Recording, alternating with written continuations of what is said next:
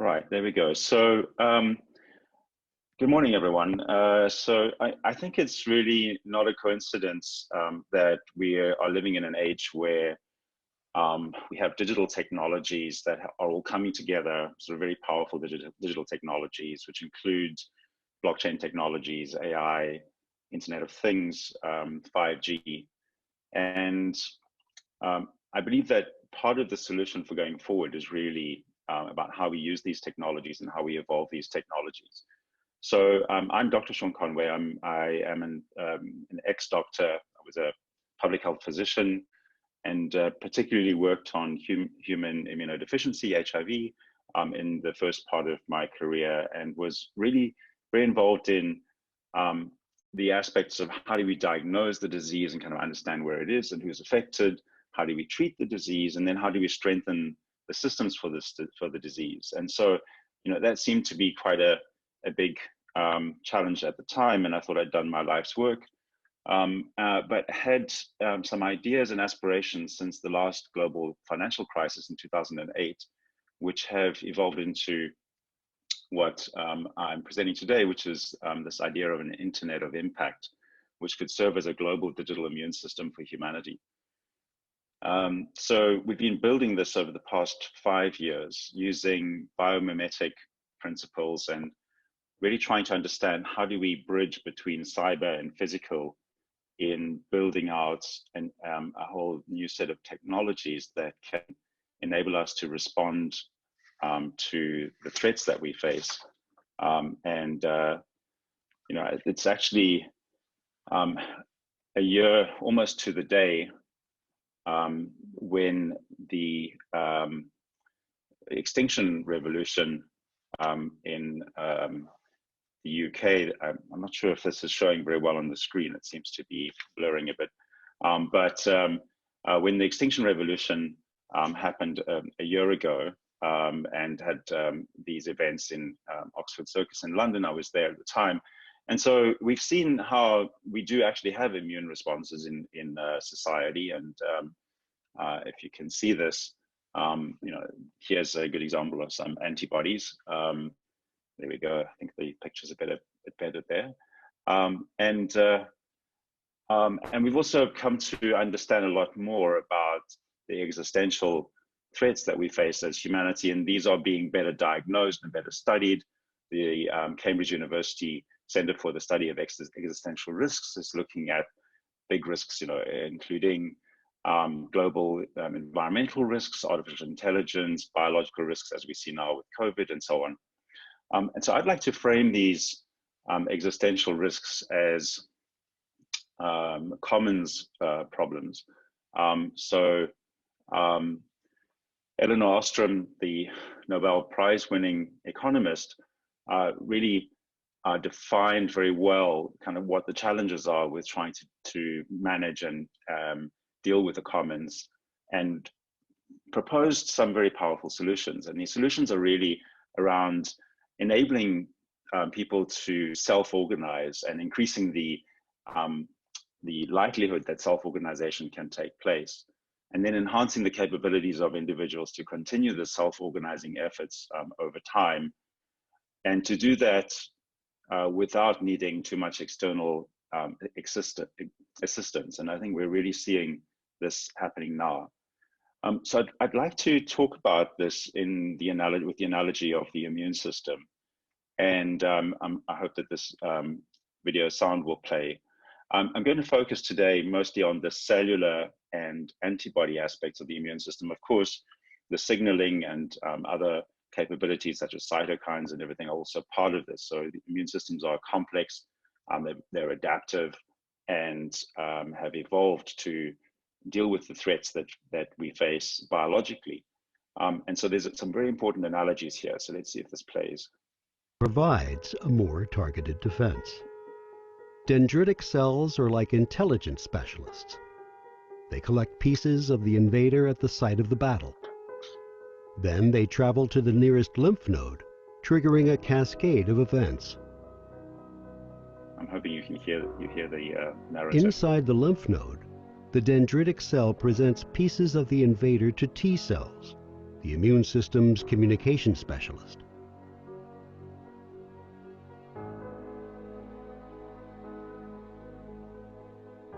In turn, T cells activate B cells, training them to form antibodies, the molecular weapons that target the invader specifically. The immune system now mounts its ultimate defense. B cells release millions of antibodies, each antibody's shape tailored to identify and neutralize the enemy.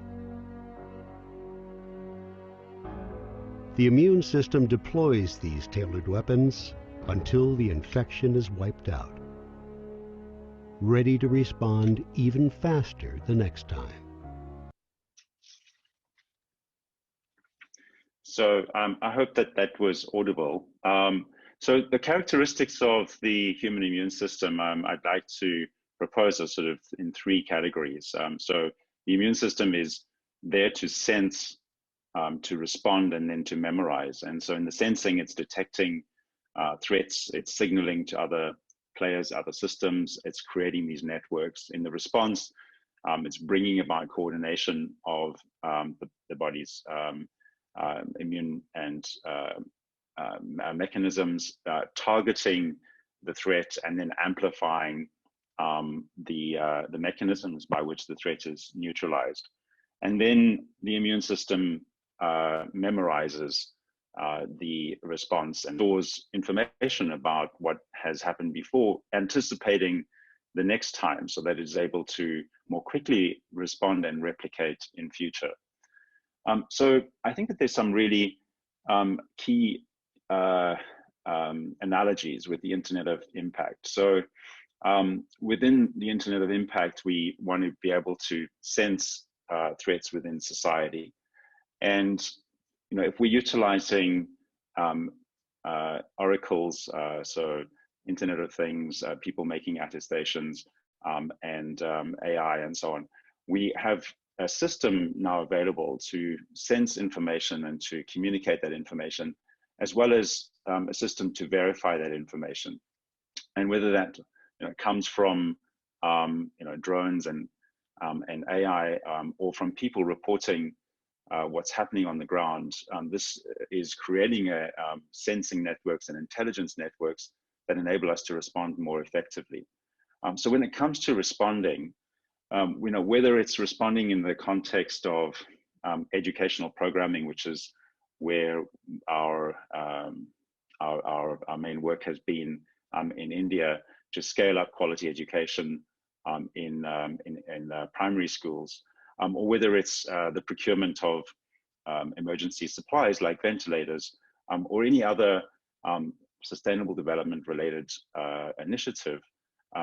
How we respond and how we scale those responses can be enabled and potentiated by this internet technology, this new internet technology. So an important part of this is the attestation mechanisms that enable us to control. So by this I mean the ability to make claims about what's happening in the world, and then to verify those claims and turn that into a state, into a record that we can then respond to and make changes happen. So we can see how we got to this point in time, and we can set future aspirations of where we want to get to, and then incentivize the movements towards that. And then in terms of memorizing, the stateful records that we can now make available, or that are now possible through blockchain technologies, enable us to build up this state of the world basis with data that we can then coordinate around. We can authenticate, identify, bring people together, and create actions that will take us forward. And so this is an example just from our website of the ability to take actions to connect with others, and then to link into other applications and other capabilities, other digital capabilities. And a really important part of this is the stigmergic collaboration that this enables. So when we are collaborating virtually, as is now happening a lot more and will happen even more into the future, or when we're collaborating across large groups of people, we need to have a solid shared source of truth that we can operate off of. And so these technologies are really about enabling stigmergy. So we have in that video a rich sort of example of the various cells that make up the immune system. And in our network and our internet of impact, we have nodes that are organizational units, cellular organizations that can represent in our kind of old way of thinking, anything from a community-based organization, a task force, a research collaboration, or a hackathon team that is purposed towards a very specific mission that brings people together into a trusted network that shares intelligence and that is able to then connect across into other cells through the internet networks. And so what the Internet of Impact is really enabling is the establishment of these small world networks that are decentralized, that are self-organizing, purpose-driven, adaptive, distributed, stateful, intelligent, replicating, creating webs of trust, and self-governing. So these are all the kind of characteristics of the protocols and the machinery that we're putting in place to enable this network of networks, new internet infrastructure to operate. And so what we've been building is really can be described at 4 layers. So there's the protocol layer, so just like the internet that we're all familiar with, which has got protocols such as HTTP or TCP/IP and so on. They're core protocols that we need to be implemented for us to be able to communicate, collect information, and interoperate in this internet. Then there's an infrastructure layer that runs these protocols and holds the data and makes the connections. And on top of that infrastructure, we can build applications. And with those applications, we can create economy. So I'm going to quickly run through these 4 layers. So at the protocols layer, we've been working on a set of protocols, which we call the ICSO protocols, which are based on the new internet standards that have been established by the W3C, by the World Wide Web Consortium for the decentralized web. And essentially, these are data standards that give us high definition data, which enables us to identify all of the entities within the network, including the impacts and the projects and the cells, and then to be able to make those information resources interoperable by using shared schemas, global schema.org type global standards, and to format this, package it into what is called a verifiable claim.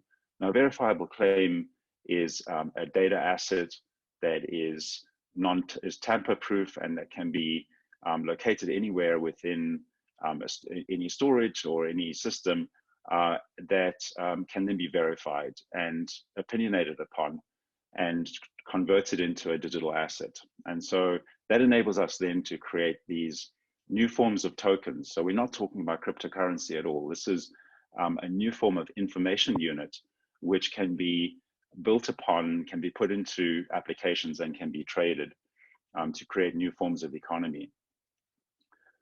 So at the infrastructure layer, although this looks like one stack, this is really one node in a stack, or it represents a network which has blockchain nodes and various other components which make the infrastructure available. So for data storage and for computation, we now have a shared infrastructure that everyone owns and that creates efficiencies in not having to create all of your own infrastructure. We can share this, and we can collaborate, and we can share information across this.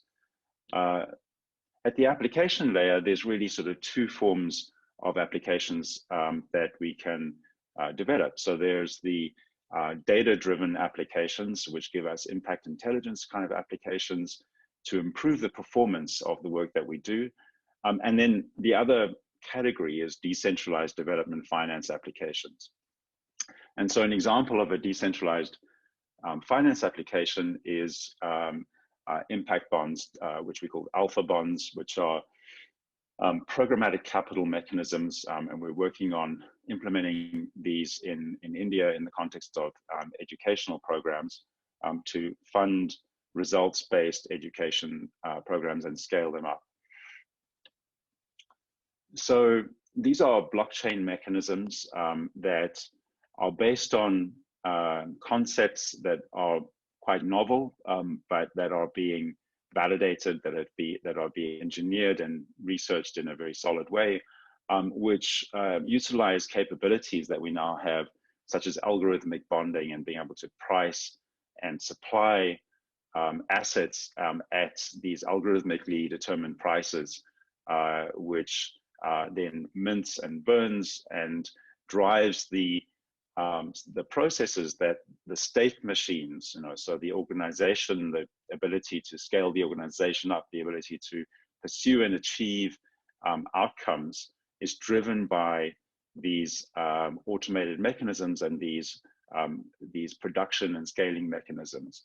And so this feeds into intelligence mechanisms where we can bring humans into the loop to be involved in the predictions and purposing these organizations towards these outcomes. And so, this sounds like a complex set of mechanisms, but what we do is we model these mechanisms, we prove them out, and we really kind of look at this at a core protocol level, and then put it into simulations where we can test out that these mechanisms kind of work with conservation principles.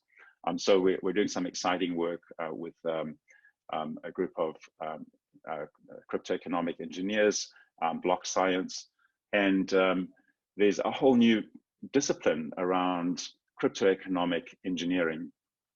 So these are complex engineered economic systems that take agents who are participants within mechanisms, looks at how these agents self-govern and how they utilize information through automated feedback loops with algorithmic interpretation or algorithmic interfaces that drive certain interaction patterns, which then move the state along.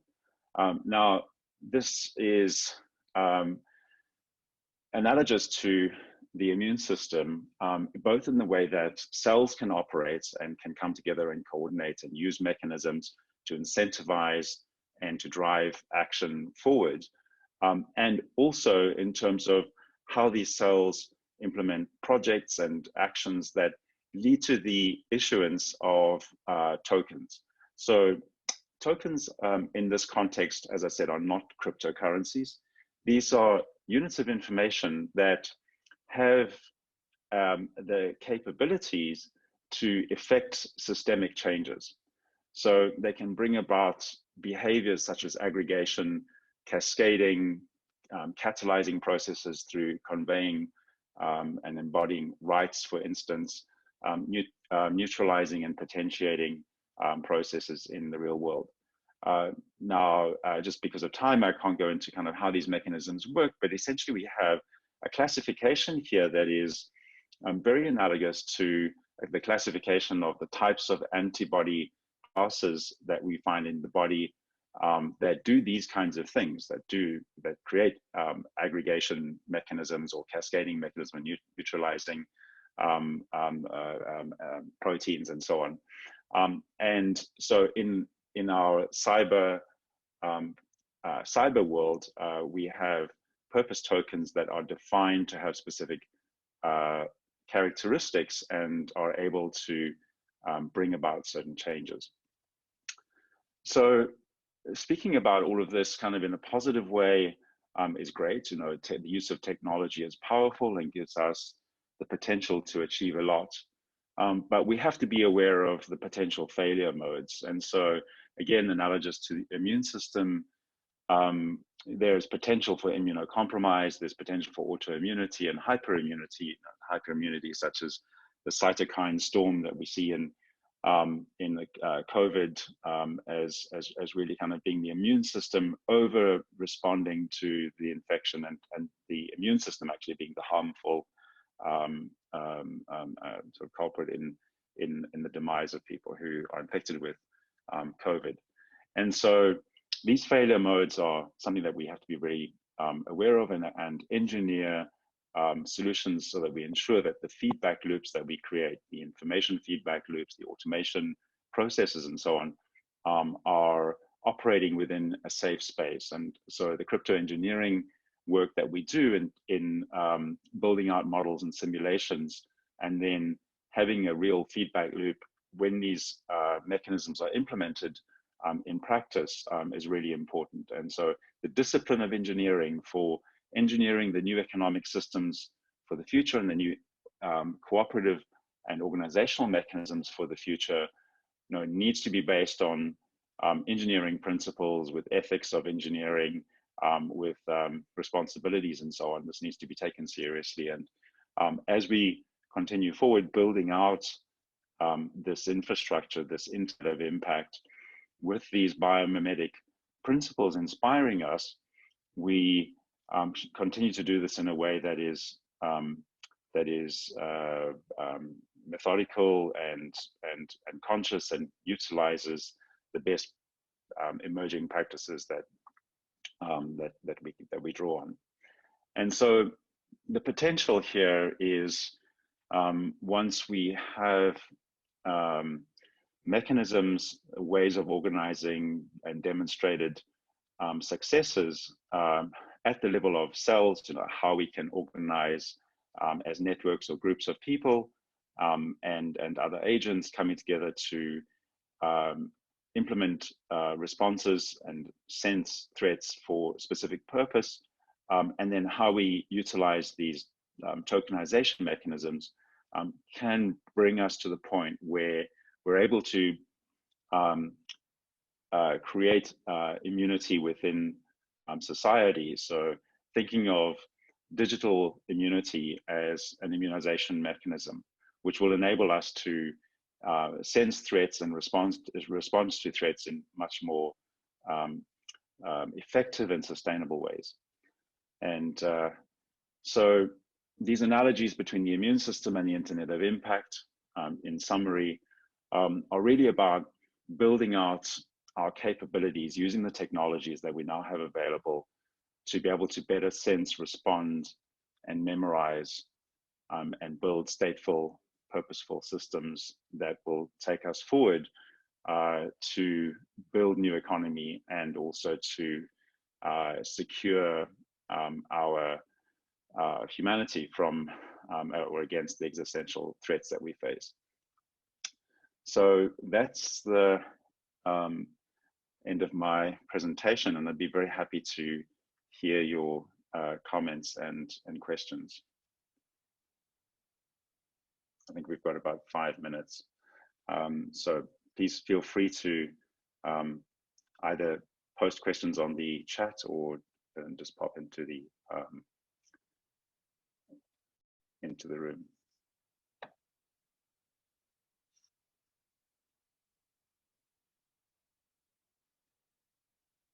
There we go. Sorry, I joined late, so maybe it will be not relevant question, but you've been talking about how can we use basically technology to figure out what is the best ways of immunity system as like society, or yeah, if you can just revise in like, one sentence, or then I can probably form another question. Thank you. Yeah, so we have to evolve society, and we need to evolve our economy. And so in response to the threats that we now face, and also the ones that we see coming down the line. And so the question is, how do we utilize the capabilities that we now have accessible to us, and in particular, the powerful digital capabilities that are now available. And we're really talking about, the next phase of digital technologies. So utilizing blockchains and IoT and AI and so on, but utilizing them in ways that are not industrially going to destroy us, but rather that in a sort of biological way build up immunity. So with that analogy to the immune system, build up immunity and help us evolve towards the new economies and the new ways of having more secure place in the world.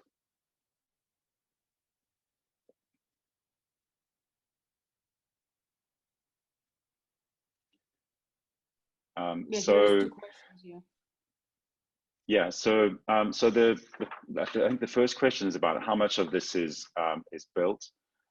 So this is all built out to the level of MVPs, minimum viable products, and we're in the process of now taking this into a public global network with nodes that will operate across the world. We have practical projects that we've been implementing with UBS, the UBS Bank, and the UBS Optimus Foundation in India. So an example of a project here is being able to enable groups of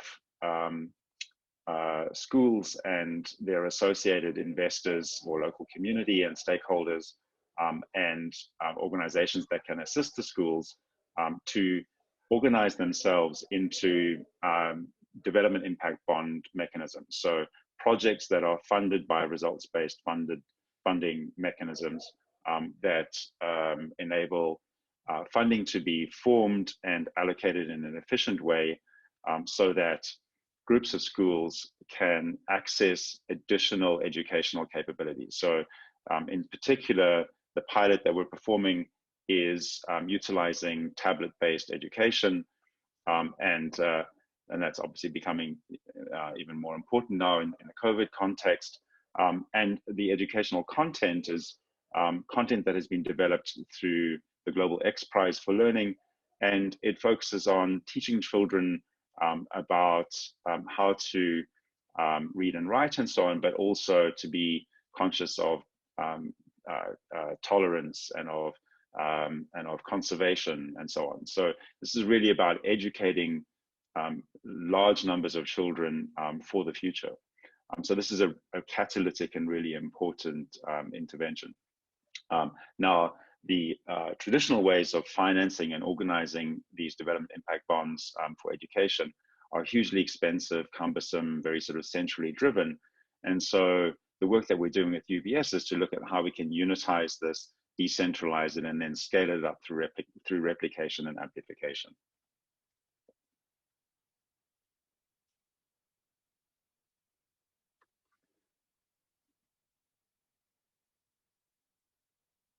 So there's a long comment here about peer-to-peer mechanisms, and yes, I think this really builds on a lot of the principles of the peer-to-peer movement and peer-to-peer mechanisms. And what it does is it brings new capabilities. So, for instance, cellular organizations and STIG merger collaboration are not new principles at all. But what these technologies enable is that they kind of bring superpowers, they bring digital superpowers that have not been available to us as ordinary citizens and as even as organizations that want to collaborate in these peer-to-peer ways that can leverage off of, for instance, the webs of trust that can be created through identification and authentication using cryptographic mechanisms, or can create new economies by minting tokens, for instance, or embody rights that can be distributed in ways that we've not been able to distribute, for instance, access to resources by creating digital tokens that are access tokens and transferring them to lots of people. So there are lots of capabilities that these systems have that have not been available to us before, and so this really is not trying to replace, but rather enhances existing initiatives such as the peer-to-peer and cooperative kind of mechanisms.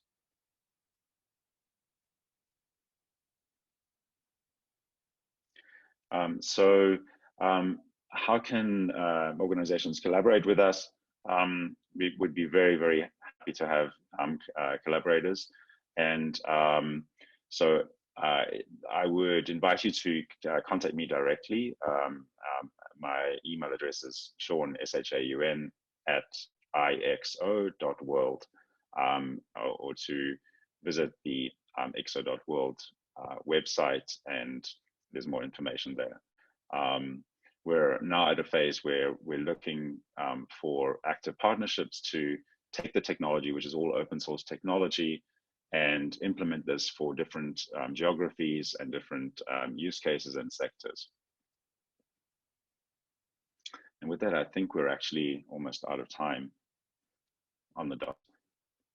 So it's been a great pleasure presenting these ideas that have been, as I said, germinating since 2008, and really hope that what we can do collectively is take this out into the world and create this much needed immune system. So thanks very much for listening, everyone.